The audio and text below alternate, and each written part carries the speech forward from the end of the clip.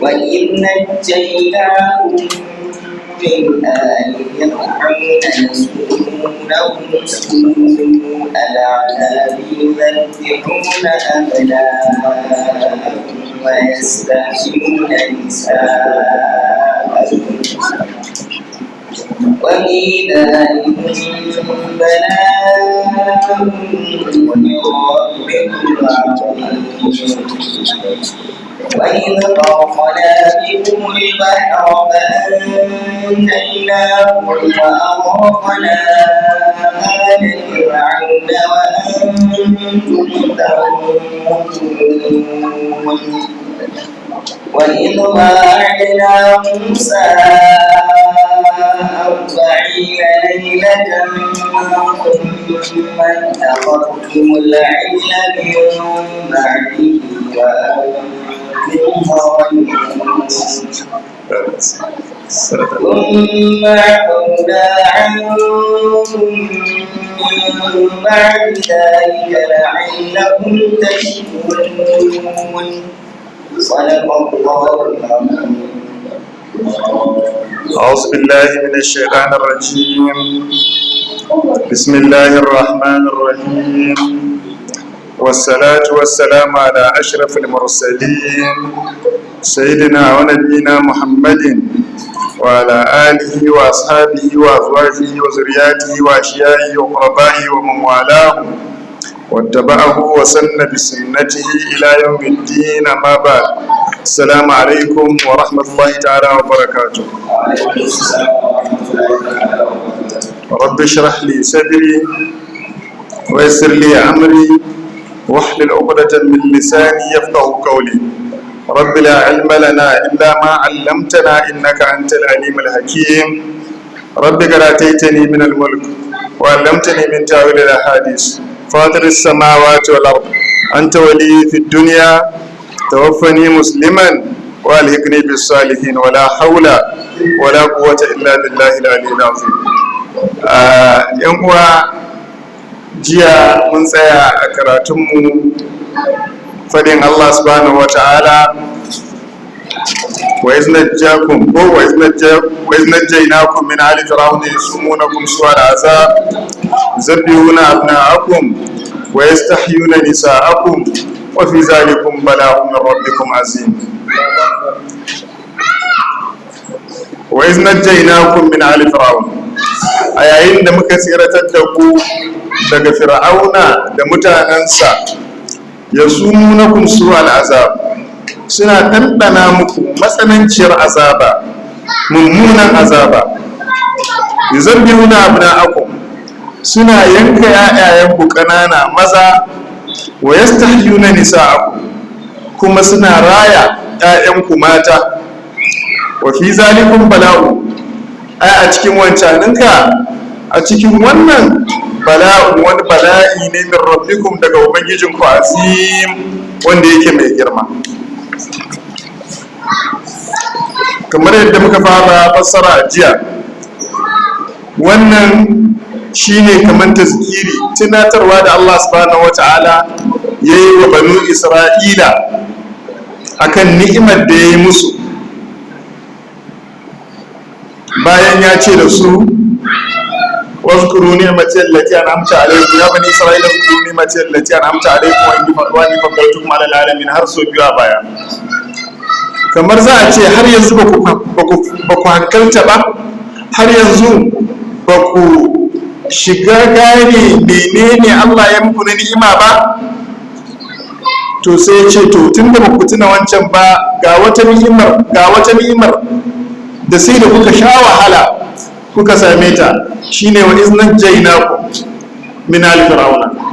mun faɗa cewa mutum wani lokaci idan ni'ima ta yi masa yawa baya iya gane falalan abin da Allah ya yi masa, haka ne? amma ya ɗanɗana mar azaba sai ya gane wai ashe yana cikin ni'ima. ko har muka yi misali da ƙasar mu Najeriya, muka ce da abin da muke kwaɗayi mu samu wutar lantarki, mu samu ruwan sha, mu samu titin hawa, mu samu kiwon lafiya, mu samu ingantaccen ilimi. amma yau a ƙasar mu ita muke neman? rayuwar mu ma muke nema Allah ya tsare ko su ma ba mu security mana ko to haka rayuwar take kasancewa. Mutum ya sha wahala habbawa shi kan ce kowa ya tuna bara bai ji dadin bana ba. To sai Allah subhanahu wataala yake ba banu Isra'ila tazkiri, to ku tuna mana wai wancan dindimomin da na faɗa muku cewa na muku mannu wasalwa kamar da zamu zo mu gani a baya. Noma ma ba yadda ku yi ba, ku zauna kawai za a kawo abincin daga sama ku dinga ci, duk wannan nima bai ishe ku ba. To ya ku banu Isra'ila, ga annabi na yi ku annabin karshen zamani, annabi Muhammad. To yanzu kun ce ba ku yi imani da shi ba, to ku tuna a lokacin da Musa ya zo Fir'auna ya dinga ɗanɗana muku azaba, ya sumuna kun suwar azaba, ɗanɗana muku matsalancin azaba, yusabbihuna abna'akum, abin da yake yi fa yakan yanka yayan ku. Aka ce dalilin yanka ƴaƴan, wata rana ya tashi sai ya yi mafarki, da mafarki sai ya ga wuta gobara ta taso ta shigo Misra, da ta zo sai ta kona gidajen kiftawa gaba daya, shi kuma ba kifte ne. Allah ya samu fahimta, a Misra akwai Isra'ilawa akwai kiftawa, shi kuma Fir'auna ba kifte ne.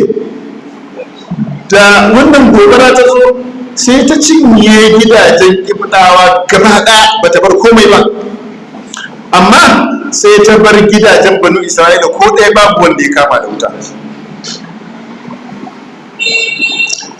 Da Fir'auna ya tashi sai ya kira kuhan ko kayansa,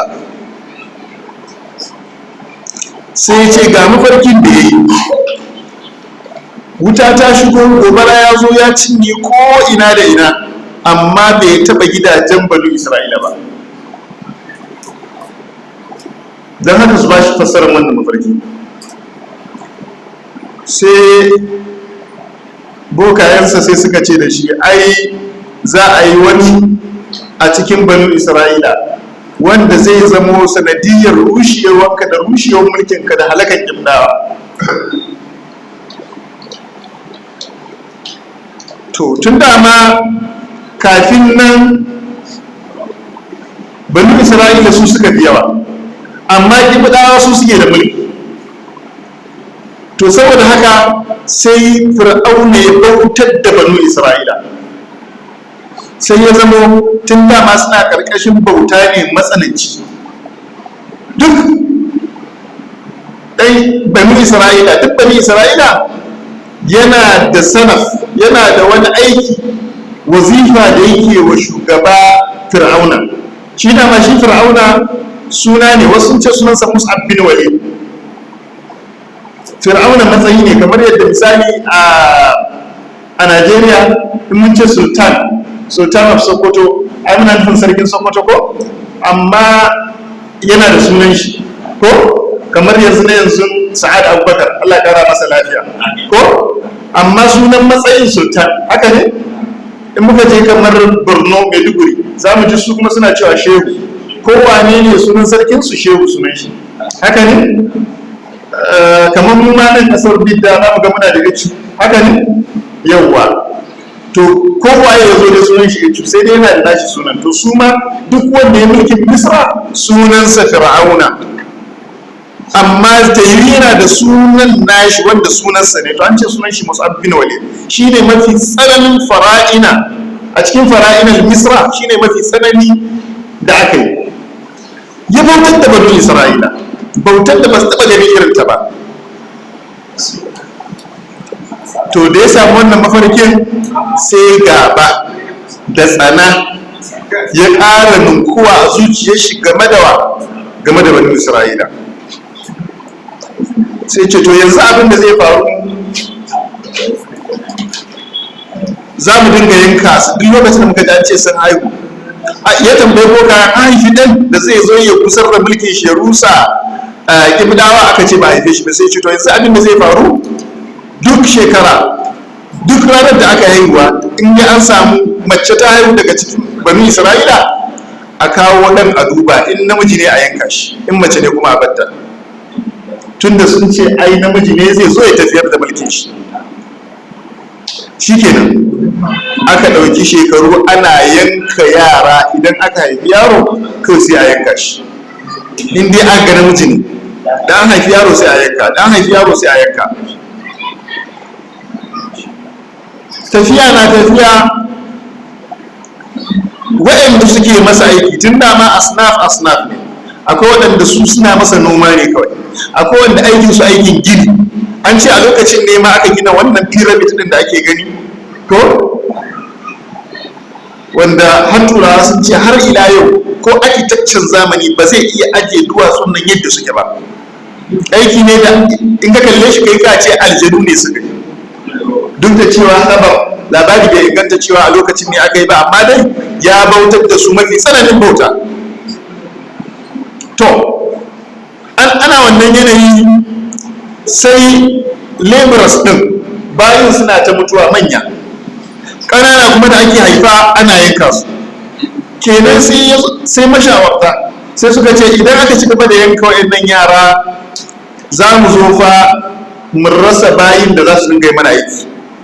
Su kuma kibdawa sun taso cikin gata, ba sa komai, sai dai bani Isra'ila ne suke musu. In gini ne akwai bayin da za su yi, in noma ne akwai wanda za su yi musu, komai duk wani aikin wahala da aikin kasanta bani Isra'ila ke musu.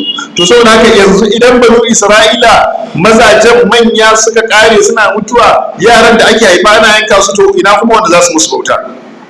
Kaga babu kenan.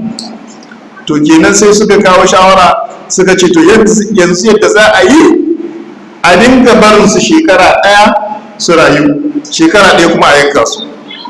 Misali wannan shekarar duk matan da ta haifi ɗa namiji a kashe, shekara ɗaya sai a bar su pro bonus, duk wacce ta haifa sai a bashi. Allah ya sa mun fahimta. To shikenan sai Fir'auna ya anshi wannan shawara na mashawartansa. Duk shekara in ya zagayo wannan shekarar za a yanka jinjiri da aka samu namiji, shekara kuma in ta zagayo sai a bari, duk wacce ta haifi ɗa namiji sai a bar mata ɗanta. To ana nan a wannan shekara aka haifi, shekarar da ake raya mutane, aka haifi annabi Haruna. Shekara tana zagayowa, shekarar da za a fara yanka kenan ko ba a haifi kowa ba, uwarsa tana cikin shayarwa. Sai bayan shekara 3 sai aka haifi annabi Musa, wato shekarar da za a fara kisa kuma kenan, shekarar da aka ci gaba da kisa sai aka haifi annabi Musa. To ba kissar yanzu muke yi ba, muna faɗin dalilin menene, dalilin kisan. To sai Allah subhanahu wata'ala yake wa banu Isra'ila tunatarwa, wa iz anjaynakum, a yayin da muka tsira, wa iz najjaynakum, afwan, an yi karatun da anjaynakum, an yi karatun da kuma najjaynakum. Wa iz najjaynakum, yayin da muka tsiratar da ku min ali fir'auna, daga fir'auna da rundunarsa, yasumunakum su'al azab, yana dandana muku bakar azaba, yuzabbihuna abna'akum, yana yanka ƴaƴanku me maza. Menene yasa Allah ya kira wannan da su'ul azab? Tunda ma mun san kisa kowace iri ne dai tana da zafi ko, to amma babu kamar yanka ƴaƴa maza a lokacin da aka haife su. Domin dalilai sun hada kamar haka. Yanka su wayannan yaran maza yana nuna inqidain nasu, yankewar tsatso ko, saboda ai Hausa sukan ce yara manyan gobe, to yanzu an yanka su, da Allah za su zama manyan gobe. Sannan maza kuma ake yankawa, kuma maza su ne ta sanadiyarsu ne ake iya samun mai haihuwa ya'ya. Mace ba za ta iya yi makanta ciki har ta haihu ba. To in ana yanka su kenan banu Isra'ila za su so su kare a duniya, za su zama babu su, in ji bawon nasu. So da haka ashe yana da ciwo kabila ta ga cewa tana rasa mazajenta, haka ne. Dalili na biyu, rashin masu taimako.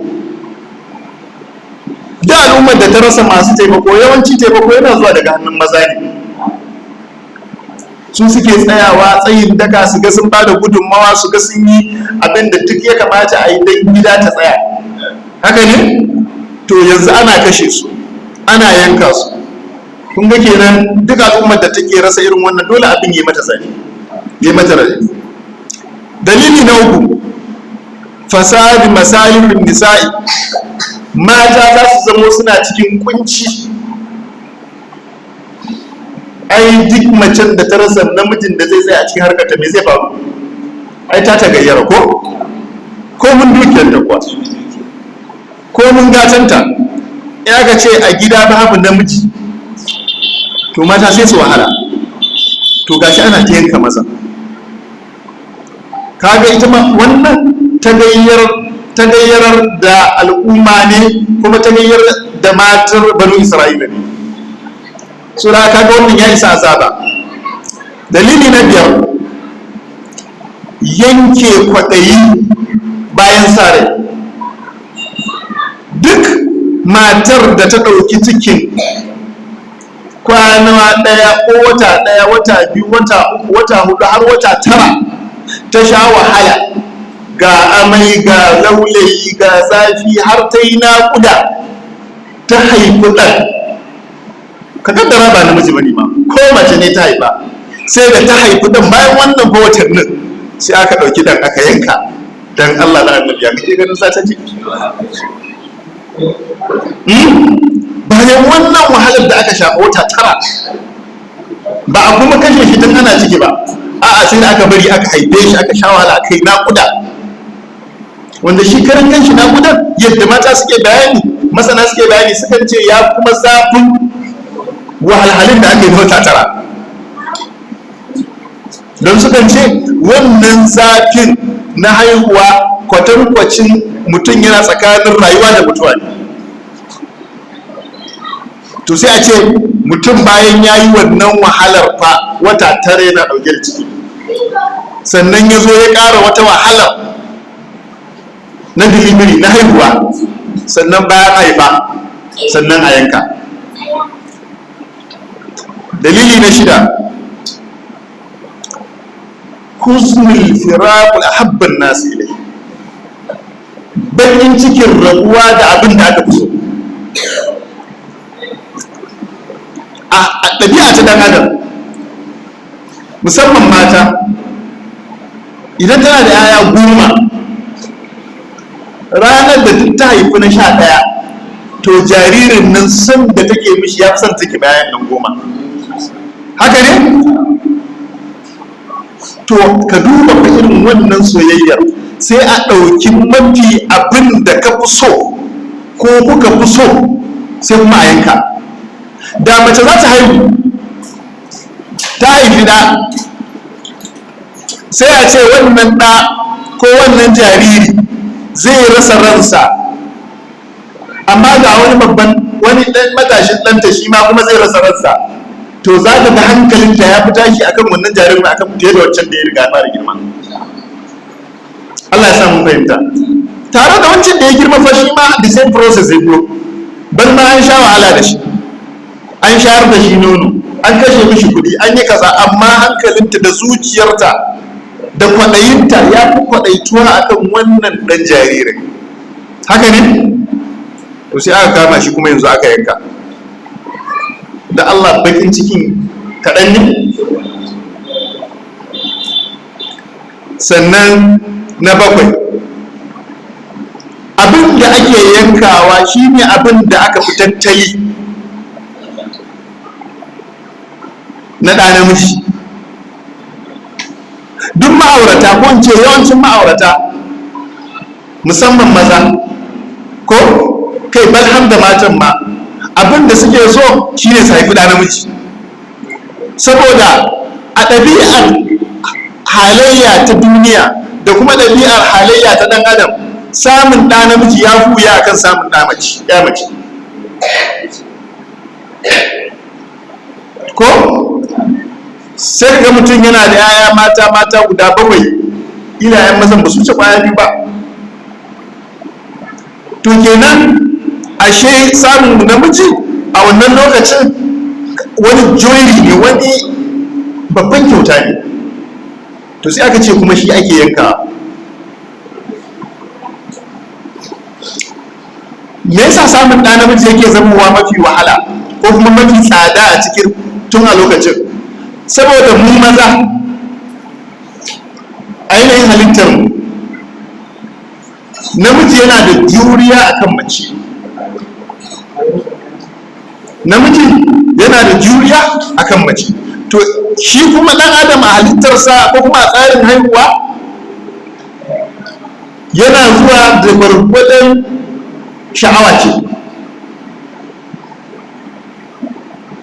To tunda yanzu ita mace tana da saurin sha'awa, to sai a ga ta fi saurin ɗinta ya fi saurin fertilizing akan da namiji. To in kuma ya fertilizing ɗin sai ya zamo ya fi haifar da matan fiye da chances din samun namiji. Kaga aka ɗage a rai kamar yadda ya zo a cikin hadisin mazala sallallahu alaihi wasallama. An tambayi wani bayahude ya zo ya samu mazala sallallahu alaihi wasallam, hadisin sauban, ya ce na zo wurinka don in tambaye ka wani abu, amma na san in na babu wanda zai iya amsa wannan tambayar sai annabi, sai ba annabi. Don haka sai na zo ina son in tambaye ka. Sai rasulullahi sallallahu alaihi wasallama sai ya ce da shi, to yi tambayar ka. Sai wannan bai hude sai ya ce ma ma'ul rajul wa ma ma'ul mar'a, menene ruwan mace, menene ruwan namiji, kuma menene ruwan mace. An fahimci magana da ake aiko? Yawwa. Menene ruwan na namiji, menene kuma ruwan mace.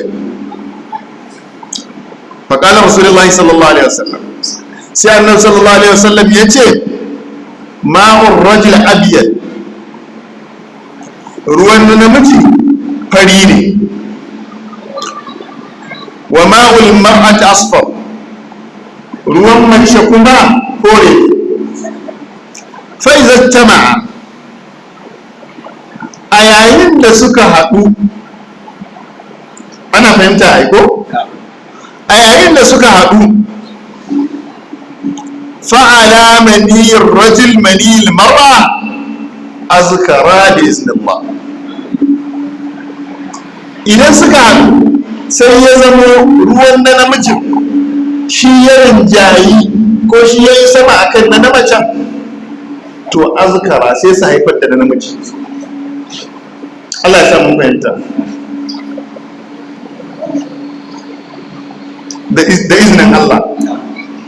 Wa iza ala maniyil mar'a maniyar rajul ana sa bi iznillah. Amma idan ruwan nata ne ya ɗaukaka ya rinjaya akan nashi, to sai su haifar da mace da izinin Allah. Wake wannan bayanin sallallahu alaihi wasallam. To kamar da na faɗa kuma na ce ɗazun nan, shi man namiji sai ya sa ya zama polygamous. Zai iya daure, yana iya resisting ɗin irin wannan abin for a long period. Saɓanin mace. To kenan chances ɗin samar da ne da mace is more, but is more, probability ɗin is higher than samar da namiji. Allah ya samu fahimta. Kuma wannan ma kuma biologists an sun tabbatar da haka ko suka ce shi na namiji ruwan nashi yana zuwa a X and Y ne, suka yi tagin nashi da alphabet ko sun yana zuwa a X da Y ne. Ita kuma mace chromosome ko kuma kiran su chromosome ko chromosome, shi kuma ita kuma na mace tana zuwa da shi da X ne kawai. To idan namiji a lokacin da ya zo sai ya zo da shi da X, ita tun da ma X ne ke gare ta, to shi kenan ya zo da abin da yake kama da nata sai sa haifar da na mace. Haka ne? idan kuma ya zo da y to tun da ma ita x gare ta shikenan sai sai farda na namiji. Allah ya sa mun fahimta. To kaga mutum da yake da abu guda biyu kuma zai iya bada duka biyu, ita kuma already tana da guda daya, ɗayan kuma yana kama da guda biyu, to kaga me chances? Kaga ana da chances din samun namiji a 1/3 ne, 2 din chances din mace ne. Allah ya sa mun fahimta. A turanci ma kenan fa, namiji yana da x yana da y, mace kuma kawai tana da x. X guda nawa kenan muke da shi gaba daya a sexual process na biyu, y kuma guda nawa? Guda daya. Kaga kenan yiwuwar samun namiji ɗaya ne a cikin uku, yiwuwar samun mace kuma biyu ne a cikin uku. To sai ya zamo fir'auna a wannan lokacin yuzabbihuna abna'akum, banu isra'ila mazaje ƴaƴaye mazaje yake yanka ku. Ai hakuri, wannan karatun da muke yi wannan ya ce ai Allah bane ba da waye ya ga dama, kamar yadda ya faɗa lillahi mulku samawati wal ardi, ne Allah ke faɗa ne lillahi mulku samawati wal ardi yakhluqu ma yasha يهب لمن يشاء إناثا ويهب لمن يشاء الذكور أو يزوجهم ذكرانا وإناثا ويجعل من يشاء عقيما. صدق الله العظيم. لله mulkin samawati wal ard, ai mulkin sammai da kasai na Allah ne. Ya habu liman ya sha'u mai inasa, kun ga shi ma da inasa ya fara ambata saboda chances din ya baka mace ya fi yawa akan ya baka namiji, tare da mata arziki ne. Allah sallallahu alaihi wasallam ya ce duk wanda Allah ya bashi mace ya tarbiyantar da ita to za ta iya zama sanadiyar samun aljannarsa. Allah kai mana arzikin su masu albarka. Sai Allah ya ce habli man yasha inasa, yana ba wa wanda ya ga dama ƴaƴa mata, ganin daman sa ne. Wai habli man yasha zukura, ko kuma ya ga dama ya bai wa wasu ƴaƴa maza, aw yuzawwijuhum zukurana wa inasa, ko kuma ya ga dama ya ba su maza da mata. Wa yaj'alu man yasha'u aqima, ya sanya wanda ya ga dama ya zama bare, ya zama mara haihuwa. Duk wake wannan Allah, amma ya aje ne sabab, ya ajiye sababi da komai da komai. To wancan abin da muka karanta a baya sababi ne, hanya ne. Allah ya sa mun fahimta. Yanzu mutum zai iya cewa ina son haihuwa amma bai aure ba, Allah zai haihu?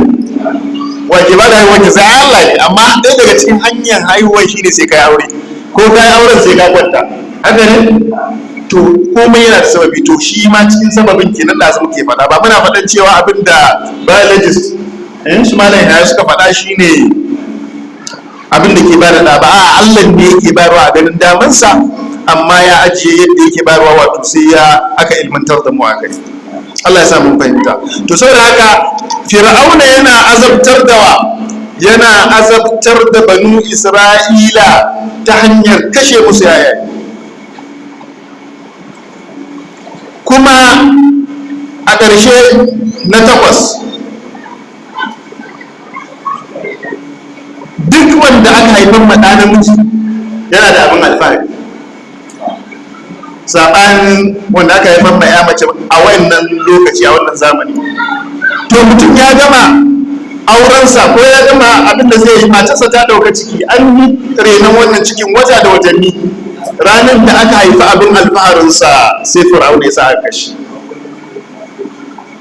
Da Allah, wannan abin akwai abin da ya kai shi bacin rai, kai shi bakin ciki. Sai yasa wani ayar can za mu ji Allah na ba mu labarin yadda suka yi rayuwa, na cewa wai za bu shara ahaduhum bil unsa, وإذا بشر أحدهم أحدهم بالأنثى ظل وجهه مسودا وهو كظيم يتوارى من القوم من سوء ما بشر به أيمسكه على هون أم يدسه في التراب ألا ساء ما يحكمون. to mun ji a lokacin fa wa iza bushira ahaduhum bil unsa zalla wajhu muswaddan wa huwa kazim. Idan aka yi wa ɗayansu bishara ai matakka ta haihu me ta samu ta an sami ya mace zalla wajhu muswaddan sai a ga fuskan sai ya murtike yayi baki ya bata rai saboda bakin ciki wai an haifar min mace. To ka duba irin wannan al'umma abin da suke so a haifar musu su namiji to sai an haifi namijin kuma a yanka sai Fir'auna ya yanka. Don Allah ya kake tsammanin wa'annan mutanen za su ci wannan bai isa azaba ba? sai sa ayat da ba ma yake cewa saboda kunya wa ya haifar musu mace ya tawara sai ga suna ɓoye kansu ga barin mutane kada mutane su gansu saboda da yi sace ga babin suna jin kunya suna ɓoye wa mutane. To ya gama wannan duka abin sai aka zo aka ce to namijin da aka haifa kuma yanzu Fir'auna ya yanka. Akwai asabar da tafi wannan radadi. Na tara mu rufe da na tara suna tsoro suna kwaɗayi suna tsoron mata saboda suna ganin mata responsibility ƙarin ɗawainiya ne ƙara kashe kuɗi ne suna ganin maza taimako ne da productivity ƙarin hanyar samun kuɗi ne. Ta haka ce kana da namiji ya ɗan fara tasawa sai ya fita ya je ya nemo ya dinga ɗan rage cefanen gida. Amma an mace ne tana tasowa abinda za a fara tunani menene a auren da ya fita gida. Haka ne kafin a auren da ita din kuma kuɗin da ake kashe mata ya fi kuɗin da ake kashe ma namiji. Ai ko yanzu ba ko in kana da ya da zarar mata balaga ko ba komai tsakanin abin da za ka dinga bata na kula da jikinta da kula da kanta ko dinki za ka yi musu abin da za ka dinka wa namiji nata daban ne ko sai wanda suke da yaya mata suka gane haka wato ɗawainiyarsu ba ƙaramin abu ba ne. To saboda haka a lokacin jahiliya ana gudun ɗawainiyar yaya mata sai sa da musulunci ya zo sai kwadaitar da mu da yadda za a yi tarbiyyar yaya mata. Allah ka ba mu ikon yi wanda duk suke da su ma Allah ya ba su ikon yi su sauke wannan nauyin.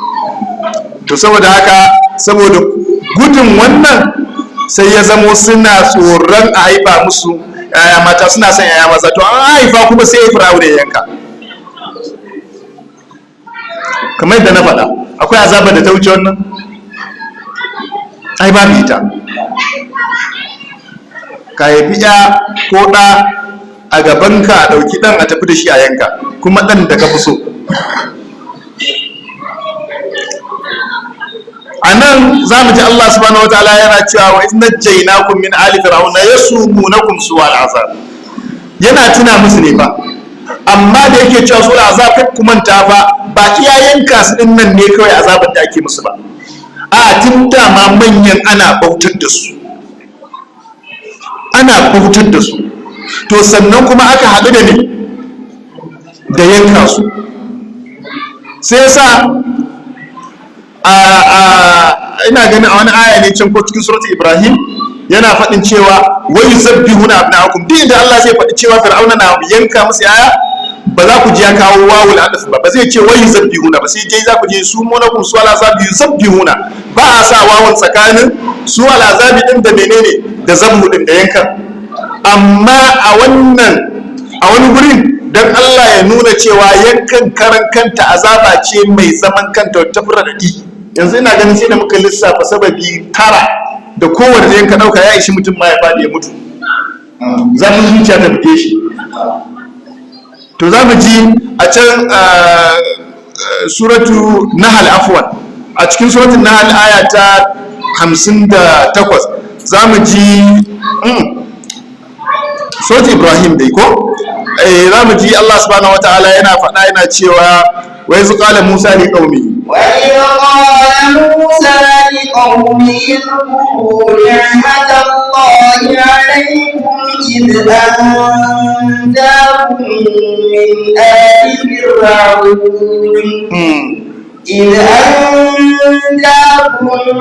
من آل فرعون يسومونكم سوء العذاب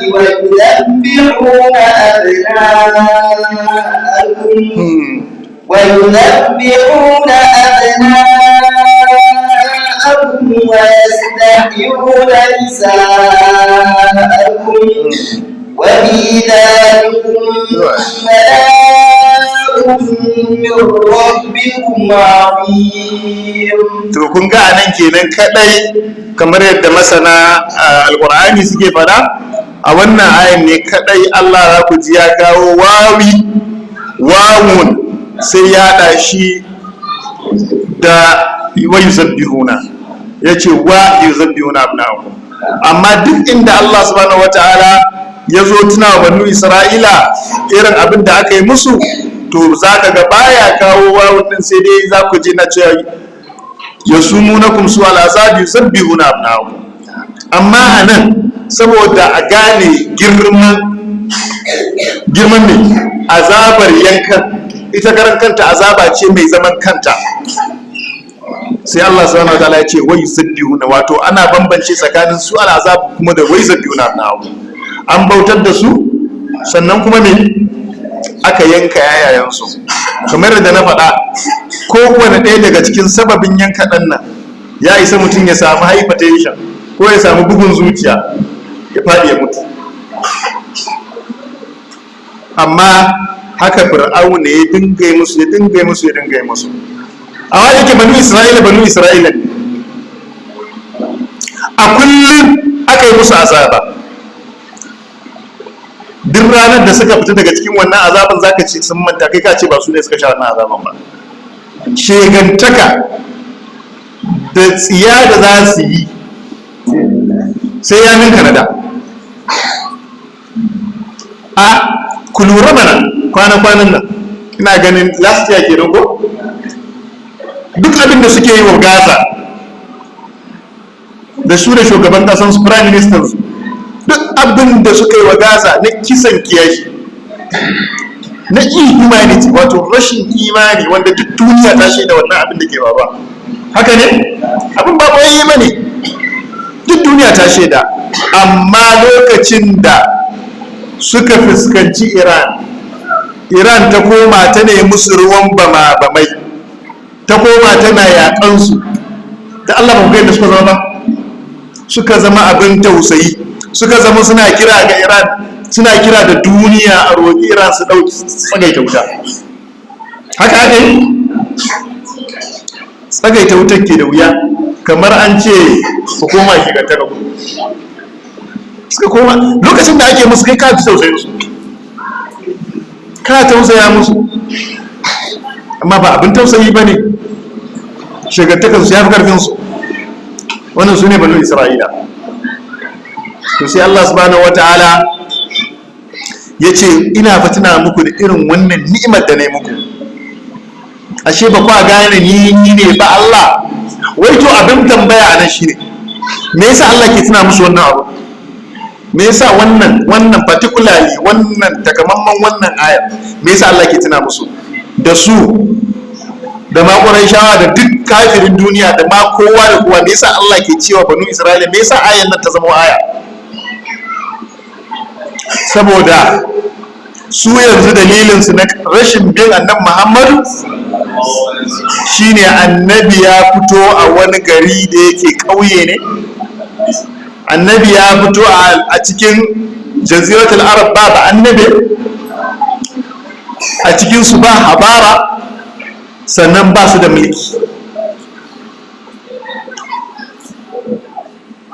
lokacin a jaziratul arab makka tana daga cikin garin da za a ce kamar ta so ta zama birni ko a ce kamar birni, amma saboda yawan baki da suke yawan shiganta, amma tare da haka ba ta da mulki, ba ta da a ce wannan shugabanta ne kai tsaye a ce ga mai mulkin maka babu, sai dai kawai wannan kabilar suna da shugabansu, wannan kabilar suna da shugabansu, haka wani regional system suke. Kuma ita ba wai girma ne da ita ba, za ka ce in an ce wannan kabila tana da shugabanta za a ce ga yankinsu ba ne, a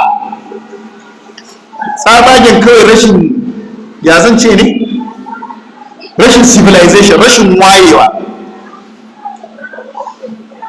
Quraishu suna da shugabansu a cikin kabilar, suna da kuma haka rarrabuwa kowace da yaransu, kowane gida yana da nashi shugaban, kowane gida yana da nashi shugaban, haka. Allah ya san mun fahimta. To haka suke so, ba su da wani shugaba za a ce wannan shine shugaban ɗaya da yan an zo an fuskace shi kenan ya wadatar da kowa. To don haka sai ya zama Yahudawa da Nasara suna kallon su uncivilized, ba su da wayewa, ƙauyawa ne.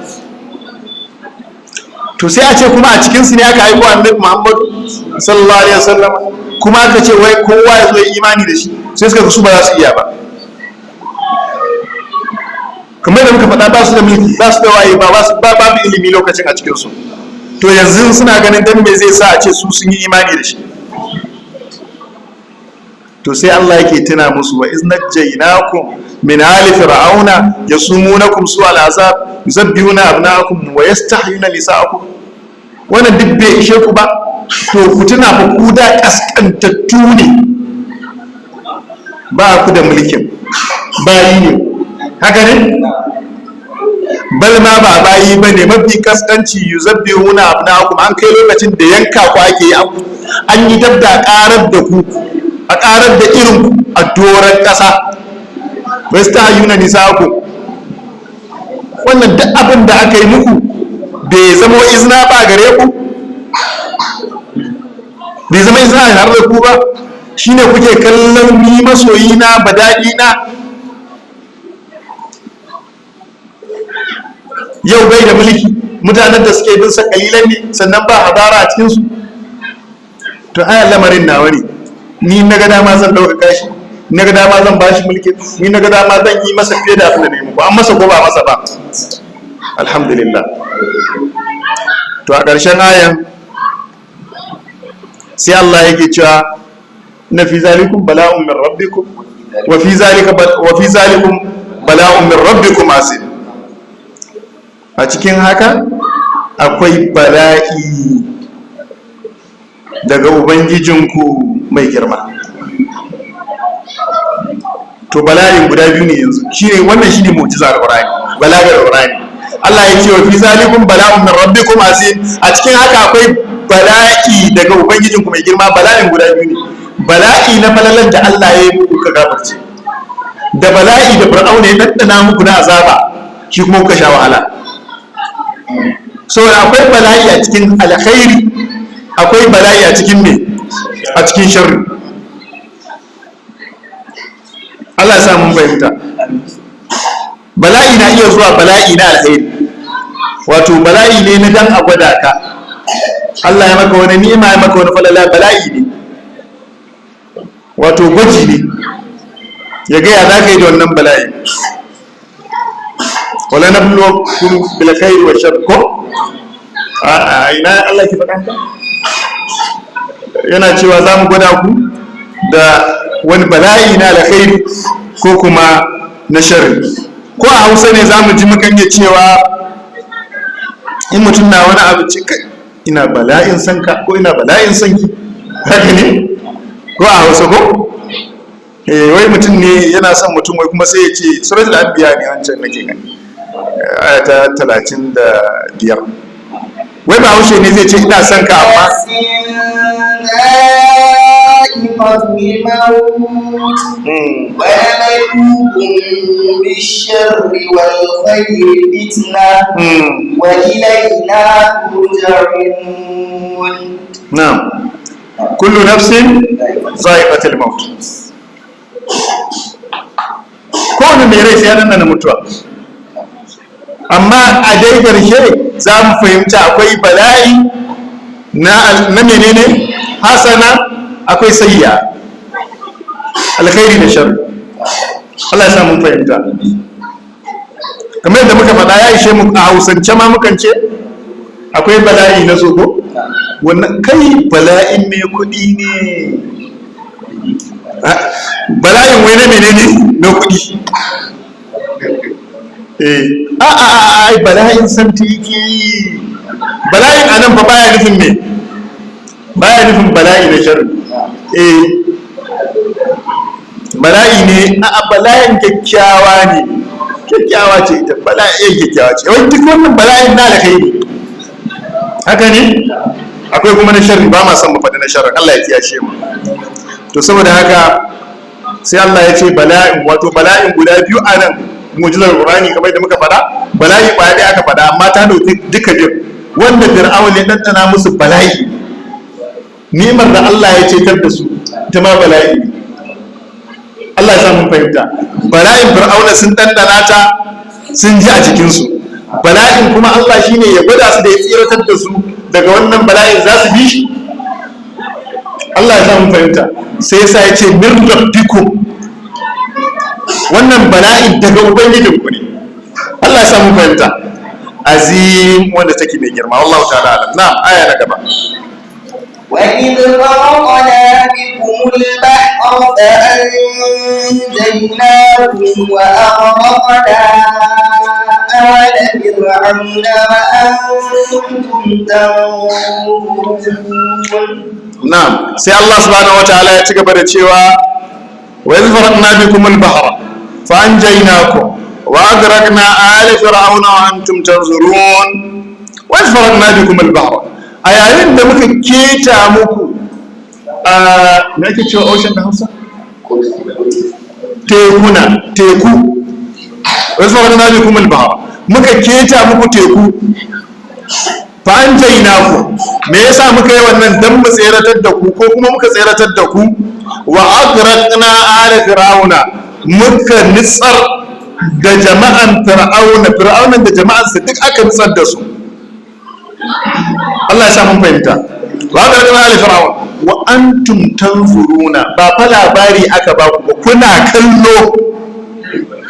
La ilaha illallah. Kun yarda bala'i ne? Wato bala'i na gwaji ne. Babu abin da yafi daɗi, abin da yafi daɗi irin kana kallo a ce ga makiyinka ya kasa komai akan ka kuma ya halaka, a kokarin halakar da kai.